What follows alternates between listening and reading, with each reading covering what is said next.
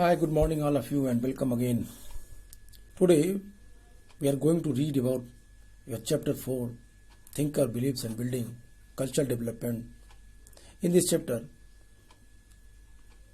we are discussing about Buddhism and their teachings. We have discussed there the followers of the Buddha. Today, we will continue from where we in my last video. So, my dear student, today we will start from followers of the Buddha, which is given in your book. If you will see that it is clear explained that what were the restrictions, what were the rules for the bhikkhu and bhikkhunis and their followers. According to Buddhism,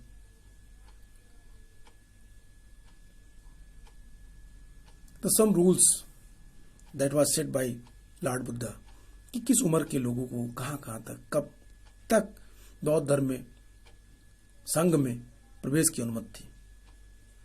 15 साल के आयु के पहले किसी भी पुरुष को बौद्ध संघ में प्रवेश की अनुमति नहीं थी। बौद्ध में प्रवेश को पवज्जा कहा गया। It means before 15 years old no one can join the sangh. The process to join sangh, that is called pavajja. And after pavajja he became monk, and when he entered sangh, that is called upasampada. Pabbajja it means he became monk, Buddhist monk, भिक्षु बन गया। पवज्जा धारण करने का मतलब चीवर पहन लेना, 3 कपड़े पहन लेना, हाथ में एक भिक्षा पात्र ले लेना और भिक्षु बन जाना, समाज से अपने को अलग कर लेना। अब एक नई परंपरा शुरू हुई, एक नई परिपाटी शुरू हुई, और वो परंपरा थी समाज में एक ऐसा वर्ग जो लोगों को खुद इंटेलेक्चुअल होके, खुद ज्ञानी बन के समाज के लोगों का उद्धार करे, खुद बोधिसत्व का पद प्राप्त करे, अपने प्रयत्नों से, अपने कठोर कार्यों से, और फिर समाज के उत्थान का कार्य करे। ऐसा बुद्ध ने निर्देशित किया था। फिर 25 years की ओल्ड तक आते आते वो संघ में प्रवेश करने की योग्य हो जाता था, और इसे उपसंपदा कहा गया। मैंने बताया था इसके लिए कुछ रूल्स थे, कुछ रेगुलेशंस थे। जैसे बुद्ध ने कहा कि संघ, मैंने आपसे प्रीवियस वीडियो में बात की कि संघ बौद्ध त्रिरत्नों में सबसे महत्वपूर्ण था। बुद्ध ने संघ पे बड़ा महत्व दिया। बुद्ध ने कहा कि जब एक जगह, एक ग्रुप में यदि 60 लोगों की संख्या हो जाती थी तो बुद्ध उसे संघ के रूप में कन्वर्ट कर देते थे, संघ बन जाती थी। संघों में मैंने आपसे कहा कौन कौन लोग नहीं आएंगे, सैनिक नहीं आएंगे, कोई फिजिकली हैंडीकैप्ड नहीं होगा, कोई पैंडेमिक एपिडेमिक से ग्रसित कोई व्यक्ति संघ का मेंबर नहीं बन सकता था। और फिर बुद्ध ने संघ के लिए कुछ नियम, कुछ रूल्स इंप्लीमेंट किए। पवज्जा के बारे में हमने चर्चा की कि उसके लिए 15 years की ओल्ड चाहिए, और बिना पेरेंट्स की परमिशन के कोई भी पवज्जा धारण नहीं कर सकता था। No one can get pabbajja without the permission of their parents. It is clear cut instruction given by Lord Buddha.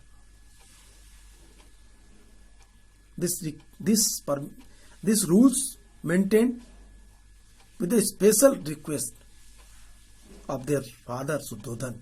Shuddhodana ने बुद्ध से विनती की कि किसी भी व्यक्ति को पवज्जा धारण करने की अनुमति तब तक न दी जाए जब तक उसके माता पिता उसको आदेश न दे। फिर पवज्जा धारण करने के बाद वो श्रामणीर कहलाता था। श्रामणीर को 10 शिक्षाओं का पालन करना पड़ता था। उपसंपदा की बात की गई है। मैंने आपसे उपसंपदा कहा, कम से कम 20 वर्ष की उम्र जो श्रामणेर पूरा कर लेता था, जो पवज्जा धारण करने वाला व्यक्ति यदि अपनी आयु 20 साल तक पूरा कर लेता था, तभी वो उपसंपदा प्राप्त करने का उत्तराधिकारी होता था। उसके पहले वो नहीं हो सकता था। अब बात करते हैं followers of the Buddha. The followers of the Buddha categorize इन 2 parts. First, as I have discuss, bhikkhu and bhikkhuni, and second, upasaka and upasika. First time it is clearly mentioned in Sigalovad Sutta, Gih Vinay, the special provision for the Grihastha, that is called Gih Vinay. गृहस्थों के लिए जो धर्म बुद्ध ने बनाया, जो मार्ग बुद्ध ने सिखाया, that is called Gih Vinay. शादी करने के बाद भी आप बौद्ध धर्म का पालन कर सकते हैं. ये उपासक और उपासिका कहे गए ऐसे लोग. गृहस्थों के लिए इट मीन्स जो अपनी सोशल लाइफ को प्रॉपरली रन करा रहे हैं with wives, with their husbands, they can also join Buddhism, they can follow the Buddhist rules to become उपासक एंड उपासिका. अब कुछ रूल्स फॉलोअर्स के लिए हम इसे बात करेंगे डिटेल कि किस किस स्थिति में कैसे कैसे है. Soon the grew the body of disciples of the Buddha.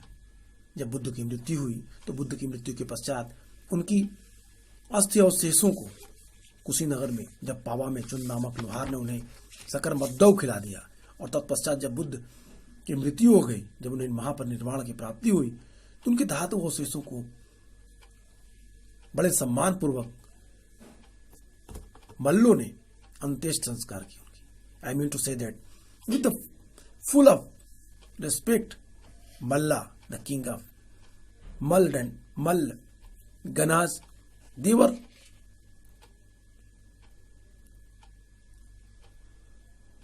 Celebrate their funeral system. उनको उनकी अस्थि अवशेषों को, उनके डेड बॉडी को जलाया गया और जलाने के बाद उनके धातु अवशेषों को 8 भागों में विभाजित किया गया.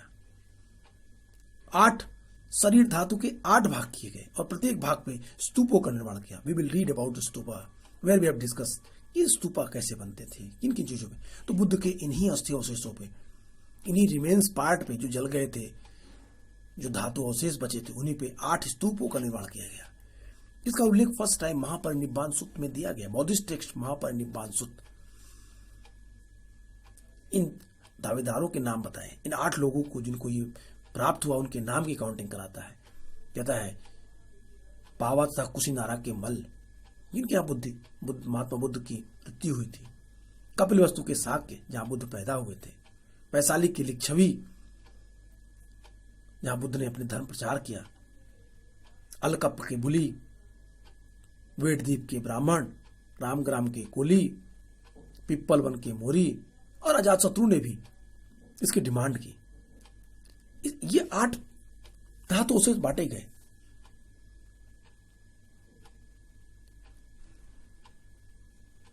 और इन पे स्तूपों का निर्माण किया गया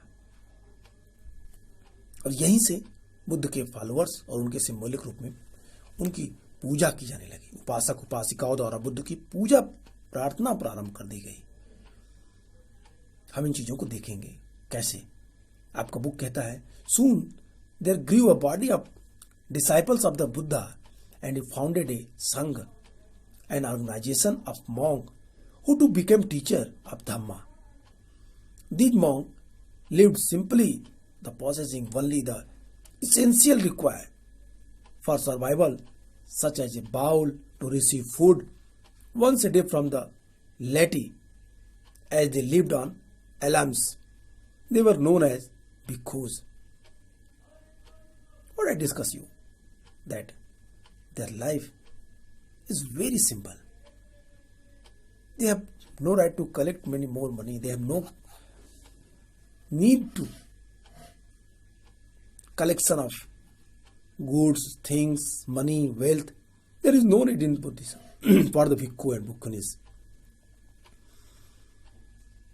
it is only instruct them that you have to have a bowl and a latte. And behalf of that you can live your life. And behalf of that you can collect knowledge, intellectuality.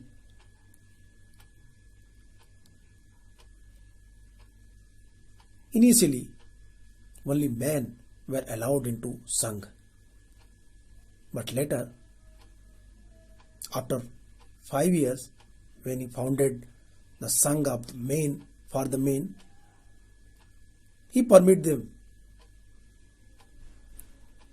I mean to say that he permitted women to enter in Sangh. संघ बौद्ध संघ की स्थापना के 5वें वर्ष उन्होंने महिलाओं को भी संघ में प्रवेश की अनुमति दे दी, आनंद की विशेष रिक्वेस्ट पे. According to Buddhist text, this was made possible through the meditation of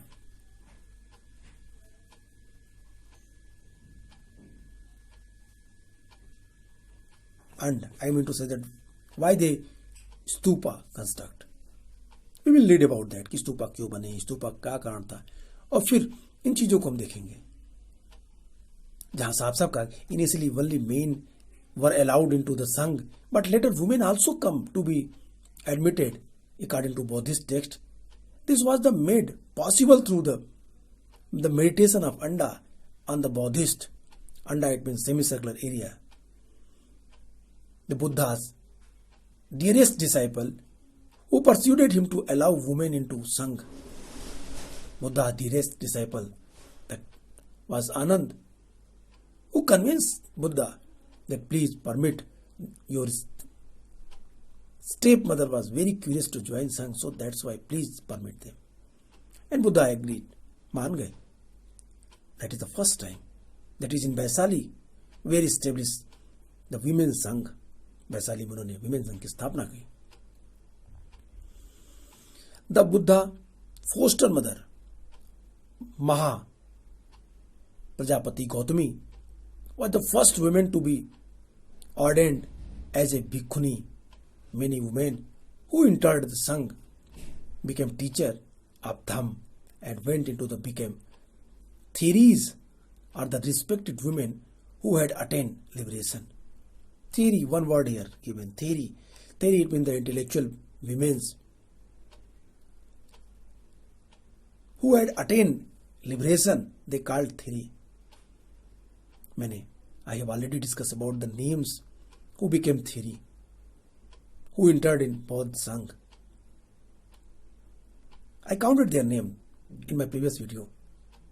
Prajapati Gautami, Amrapali, Visakha, Mallika, Yasodhara, and there are so many, a long list. If you want to find out, then you can know about their name and their work for Buddhism. आप जान जाएंगे, समझ जाएंगे. And they when they had attained liberation, they became theory. They compiled various poems. उन्होंने बहुत सारे poems. We will discuss the theory गाथा. We will read about theory गाथा. Some theory गाथा पे बात करें. The Buddha's follower come from many social groups without any discrimination. Lord Buddha accepted all the groups people, all the jatis. There were no discrimination. Behalf of jati, behalf of dharma, behalf of varn, behalf of class, behalf of caste. There is no discrimination to enter the Sangh. Buddha followers came from many social groups. They included king, wealthy man, Gapati, also humbler, folk workers, slave, and craftspeople. Once within the Sangh, all were regarded as equal, having set their earlier social identities on becoming bhikkhus and bhikkhunis. The internal functioning of the Sangh was based on the traditions of Ganas and Sanghas. I mean to say that the Sanghas and their system was running on the democratic वे गणतंत्रात्मक व्यवस्था से संघ की व्यवस्था चलती थी। संघ के नियम में पूरी व्यवस्था कार्यप्रणाली गणराज्यों की कार्यप्रणाली की तरह थी। संघ का प्रमुख एक विनयधर कहलाता था। द हेडमैन ऑफ द संघ का कॉल्ड विनयधर। संघ की सभा के प्रस्ताव को नत्ति कहा गया। द एडवाइस ऑफ द संघा काउंसिल दैट इज कॉल्ड नत्ति और वृत्ति, और जो पाठ वहां पे होता था दैट इज कॉल्ड अनुशासन। संघ में कोई भी डिसीजन मेजॉरिटी के आधार पर आता था। It means every decision which was taken by Sangha based on majority, where there is no dictatorship. Majority is very important for the Sangha rule. अधिकरण, किसी भी प्रस्ताव पर मतभेद, कभी कोई डाउट हो जाए, कभी कोई डिस्प्यूट हो जाए तो अधिकरण, किसी भी प्रस्ताव पर जब मतभेद हो तो अधिकरण कहा जाता था। और फिर बहुमत की स्थिति में मत विभाजन के आधार पर डिसीजन ले लिया जाता था। संघ के सिस्टम थे ये सब। मतदान गुप्त प्रणाली के द्वारा होता था। सपोज उस समय लोग गुप्त प्रणाली का मतदान करते, कोई किसी के मत को जान नहीं सकता था। सभी अपने मतों को गुप्त रूप से किसी मत पेटिका में डाल देते थे। बाद में उसकी काउंटिंग कर ली जाती थी और डिसीजन ले लिया जाता था। जब कोई अधिकरण हो, जब किसी भी बात पे कोई मतभेद हो तो संघ इसका निर्णय, इस अधिकरण का निर्णय गुप्त मतदान प्रणाली, जिसे गुल्हक कहा गया, करता था। कौन करता था? इलेक्शन कमिश्नर की तरह वहां पे वितरक थे, विवतक। सलाहकार गाहक को इलेक्शन कमीशन कहा गया। सलाहकार गाहक काउंटिंग करता था कितने कितने हुए और फिर संघ के डिसीजन को प्रॉपर्ली मान लिया जाता है। इस तरीके से पूरी संघीय व्यवस्था थी। इसीलिए कह रहा है कि all were regarded as equal having sent their earlier social inhabitant becoming bhikkhu and bhikkhunis. The internal functioning of the sangha was based of the tradition of the ganas and sanghas, where consensus was arrived at through discussion. If that failed, discussion were taken by vote or subject. If for failed, it means adhikaran. If they have dispute on particular matter, that is called adhikaran. If they failed, voting system. Behalf of voting system, they can finalize the actual view, the final view, where the Salaka Gahak collected their views and out the result. And it was accepted by everyone. Every bhikkhu and bhikkhunis have to follow that result. That is called the Ganas rule, Sangha's rule. It is very strange matter. During that time, they were very proper functions running their संघास। अपने धर्म, अपने संघ को बहुत ही systematic आगे बढ़ा रहे थे।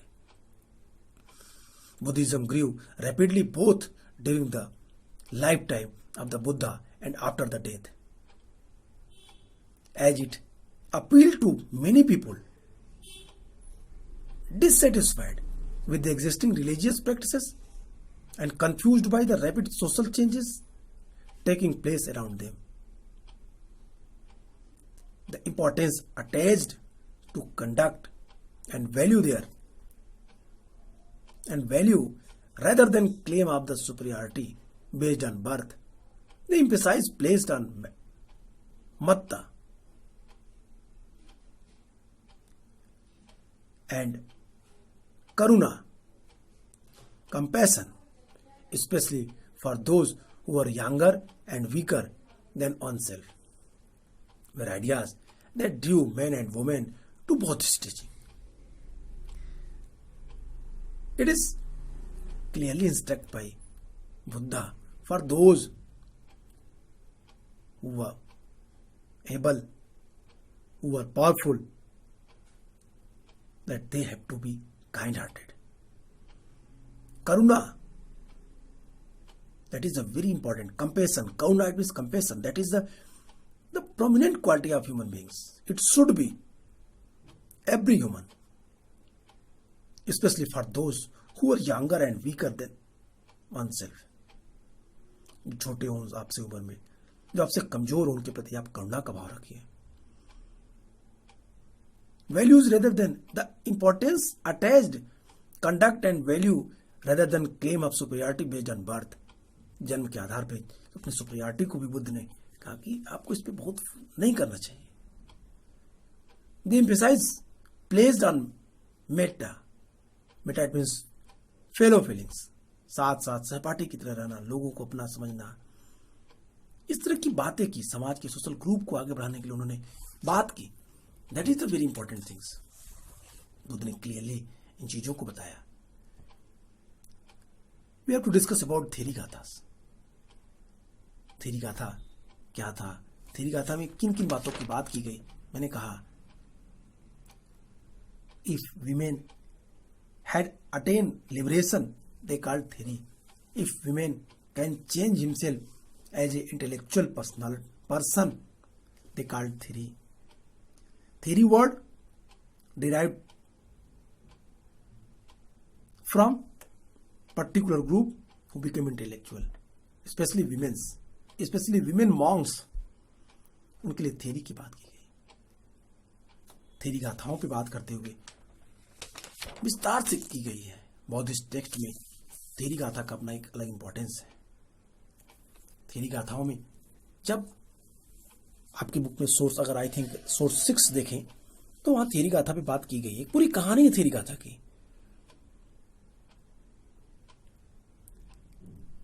सुत्त पिटक से लिया गया. कहता है कि the unique Buddhist text part of the Sutta Pitaka is the collection of verses composed by bhikkhunis, Bhikkhu and Bhikkhuni. It provide an insight into women's social and spiritual experiences. Punna, a woman, a Bhikkhuni, that name was Punna, a Desi or slave woman, went to the river each morning to fetch water for her master household. There she would daily see the Brahmins performing bathing rituals. One morning, she spoke to him. The following are the versas composed by Punna, recording her conversation with the Brahmins. Here, I want to discuss about the story which is taken by Sutt Pitak. In the Sutt Pitak, a slave woman, their name was Punna. She was Bhikkhunis. She daily see a Brahman performing bathing rituals. The season was winter. It was very cold that time. She felt that I am slave. I am helpless to come out home for the water. पानी लेने के लिए मुझे आना पड़ता है. लेकिन ये ब्राह्मण ऐसा क्यों कर रहे हैं? पुन्ना उनसे वार्तालाप करती है. She talk with Brahmins. Their negotiation given here. If you read your book, the conversation clearly, I am a water carrier. Even in the cold, I have always gone down to water. The frightened of punishment are the angry words of high-class women. So what are you afraid of, Brahman? Take makes you go down to the water. Through your limbs, shake with bitter cold. The Brahmans replied, I am doing good to prevent evil. Anyone young or old who has done something bad, if freed by washing in water, Punna said, whoever told you, you are freed from evil by washing in this water? In the case, all the frogs, turtles would go to heaven, and so would the water snakes and crocodiles? Don't do that things. The fear of which leads you to the water. Stop now, Brahmins. Save your skin from your cold. It means clearly Punna want to say that there is no need for any ritual practices. That is a very cold day. Brahmins, I don't know why you coming here and taking bath in very cold water. Having heard the sentences of Punna, Brahmins replied them that for the human beings, for freed from evil by wishing in the water. हम पानी में नहाकर लोगों के पाप को, अब सबके पाप को खत्म करने के लिए पानी में नहा रहे. पुनः रिप्लाइड, यदि ऐसा है तो पानी में रहने वाले सभी जानवरों के पाप कट जाने चाहिए, सबको स्वर्ग में जाएंगे. सांप हो, स्नेक हो, क्रोकोडाइल हो, टर्टाइल्स हो, मेढक हो, सब स्वर्ग में जाएंगे. इसलिए कहती है कि पानी में नहाने की जरूरत नहीं, कोई रिचुअल करने की जरूरत नहीं है. बी इंटेलेक्चुअल, आपको इंटेलेक्चुअल बनना पड़ेगा. ऐसे ही सोर्स 7 में है, आप वहां भी देखिए. विनय पिटक से एक स्टोरी ली गई है. भिक्खुस के बारे में बात की गई कि भिक्खुस के लिए क्या प्रैक्टिस, रिचुअल प्रैक्टिस होने चाहिए, भिक्खुओं के लिए नियम क्या होने चाहिए. कहता है भिक्खुओं के लिए नियम क्लियर बताया गया है कि भिक्षु और भिक्षुणियों के लिए जो रूल्स है बड़े स्ट्रिक्ट है. विनय पिटक कहता है कि जब कोई भिक्षु को नया कंबल या गलीचा, जब कोई नया कंबल बनाएगा, नया गलीचा बनाएगा, तो उसका प्रयोग कम से कम 6 वर्षों तक उसको करना पड़ेगा, 6 ईयर तक. और यदि 6 वर्ष से कम की अवधि में वो बिना भिक्षुओं को अनुमति के एक नया कंबल या गलीचा बनाता है, तो उसे पुराने कंबल या गलीचे को छोड़ नहीं सकता.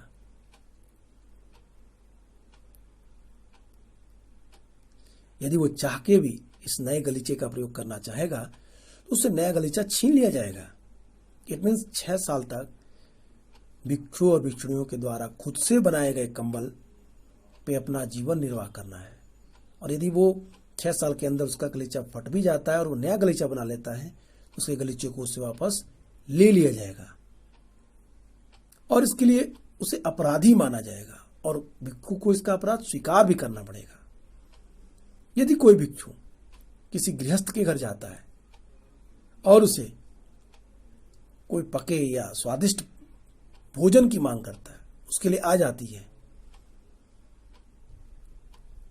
तो यदि उसे इच्छा हो तो उस स्वादिष्ट भोजन को वो 2 से 3 कटोरे भर के ही स्वीकार कर सकता है. ये नहीं कि पूरा बर्तन ही उठा लाए, नहीं. No, it is clear cut instruction for the bhikkhu and bhikkhunis that if he reached particular house and where he gotten the very delicious food, then he have to discipline. He can only take 2 or 3 bowls the delicious food, not whole. और जो 3 bowls लाएगा वो भी संघ के अंदर आके उसे अपने लोगों में बांटना पड़ेगा.